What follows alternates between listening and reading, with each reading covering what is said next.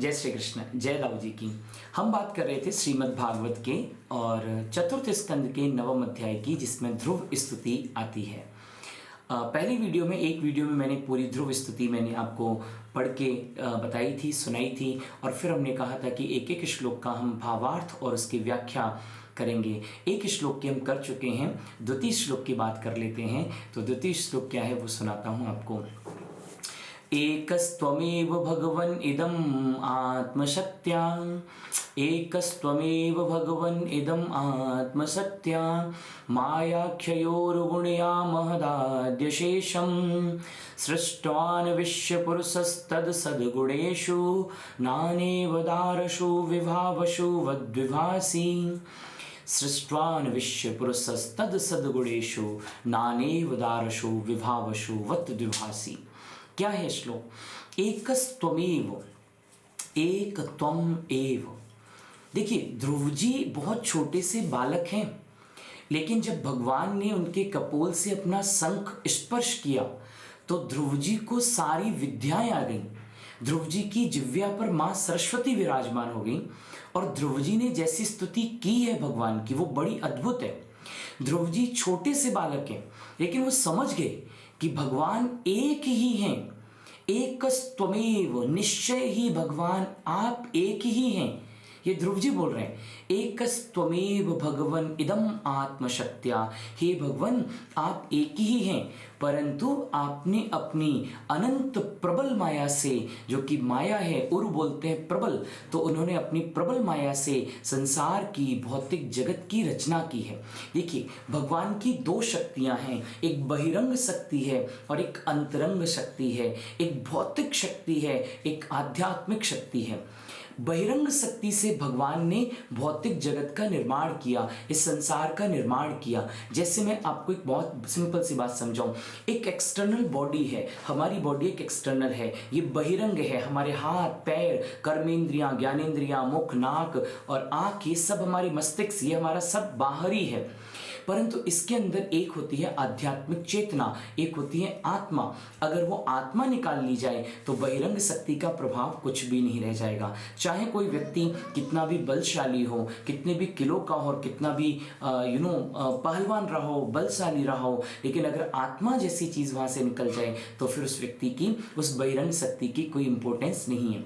तो ऐसे ही ईश्वर ने पहले अपनी बहिरंग शक्ति के द्वारा, अपनी बाहरी शक्ति के द्वारा, माया के द्वारा उन्होंने एक भौतिक जगत की रचना की, और फिर सृष्ट्वान् विश्व पुरुषस्तद सद्गुणेषु, सृष्ट्वान् विश्व, सृष्ट्वा बोलते हैं सृष्टि करके, सृष्ट्वा अनुविश्य, अनुविश्य मतलब प्रवेश करके, सृष्ट्वान् विश्व पुरुषस्तद सद्गुणेषु, असद्गुणेषु, तत् असत गुणेषु, तद सत गुणेषु, ऐसे शब्द है संधि विच्छेद करके। तो उन्होंने वहां पर जितने भी भौतिक जगत में असत गुण हैं या जो असत्यताएं हैं, अथवा जो इंद्रियादि उन्होंने प्रपंच रचे हैं, उन इंद्रियादियों के अपने अपने देवताओं के रूप में उन्होंने प्रवेश किया। क्या मतलब समझे इस बात का? पहले एक भौतिक जगत का निर्माण किया और फिर ईश्वर ने अपनी आध्यात्मिक चेतना, अपनी अंतरंग शक्ति से उसमें प्रवेश किया। और जैसे इंद्रियादि की, जैसे हर हमारी जो कर्मेंद्रिय होती है ना, उसके एक एक प्रधान देवता हैं। जैसे नेत्रों के प्रधान देवता सूर्य हैं और कानों के प्रधान देवता दिक्पाल हैं, जैसे रसना के प्रधान देवता वरुण देव हैं, वैसे ही उन्होंने अलग अलग देवताओं के रूप में और अपने आप को प्रतिष्ठित किया। मतलब ये जो है ना, जैसे आप समझिए, मैं क्या समझाऊं आपको कि ईश्वर ने जब भौतिक जगत की रचना की तो उसमें अंदर परमात्मा के रूप में, ईश्वर के रूप में भगवान ने प्रवेश किया और खुद को अनंत रूपों में बांट लिया उन्होंने। जैसे हम सब देखते हैं, जैसे अवतार भी आप मान सकते हैं इस चीज को कि भगवान के अलग अलग अवतार होते हैं, तो भगवान ने अपने आप को विभाजित कर लिया इतने हिस्सों में। पर वास्तविकता में एकस्त्वमेव, भगवान एक ही हैं, निश्चय रूप से एक ही हैं। इसकी लास्ट लाइन पढ़िएगा, क्या आती है? नानेव दारशु विभावसु वत विभासी। जैसे अग्नि एक ही है, लेकिन अगर अग्नि को 1000 काष्ठों में, 1000 लकड़ियों में अलग अलग जलाएंगे तो 1000 अलग अलग अग्नियां प्रतीत होंगी।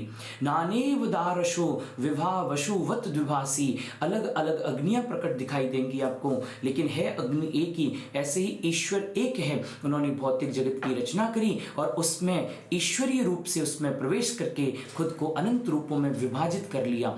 लेकिन भगवान एक ही है, एकस्त्वमेव भगवन इदम आत्मशक्त्या। देखिए मैं क्या बोलता हूँ, कई बार हम जब बड़े ही हमारी चेतना का स्तर बहुत जब निम्न होता है और हमारी बौद्धिक पहुंच जब बहुत ही लो स्तर पर होती है, तब हम भगवानों में भी भेद करना शुरू कर देते हैं।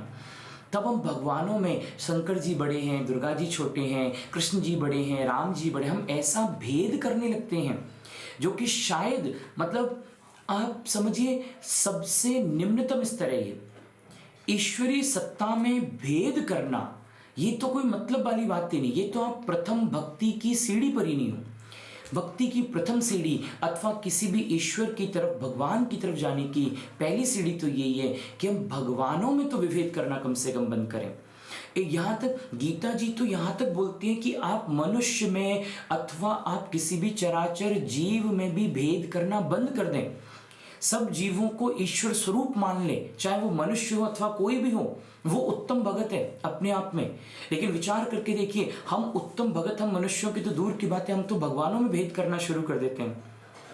हम भगवानों में भी भेद कर देते हैं ना, कि ये भगवान, मेरी मनोकामना यहाँ नहीं पूरी हुई तो यहाँ पूरी हो जाए। नहीं, ध्रुव जी जैसा छोटा बालक भी जानते हैं ये ध्रुव जी कि एकस्त्वमेव भगवन इदम आत्मशक्त्या, भगवान आप एक ही हैं, लेकिन आप अनंत रूपों में इस संसारिक जगत में विभाजित हो गए हैं। तो वैसे ही अनंत भगवान जरूर हमें दिखते हैं, लेकिन वास्तविकता में भगवान एक ही हैं और वो वासुदेव भगवान श्री कृष्ण ही हैं।